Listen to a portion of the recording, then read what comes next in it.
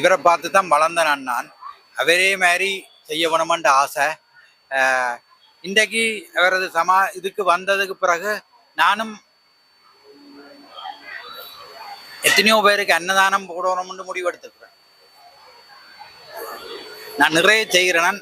ஆனால் இங்கே வந்த பிறகு ஒரு புது எண்ணம், அவற்ற அன்னதானம் நிறைய போடணுமென்று ஆசை வந்திருக்குது. உண்மையிலே அவர் ஒரு கடவுள் தான் என்றும் இவ்வளவு ஜனம் வந்து போய்கொண்டே இருக்கணும், வார்த்தைகள் இல்லை. அவரை பற்றி கதைக்கிறதுக்கு எங்களுக்கு தகுதி இல்லைன்றே நாங்கள் யோசிப்போம். அவர் அதானே சொன்னேன், அவரை பார்த்து இப்போ பார்த்து நான் அவரை மாதிரி கொஞ்சமாவது செய்தேன். ஆனால் இவரை பார்த்தோன்னே அவரை மாதிரி செய்யணுமென்று ஆசை வருது.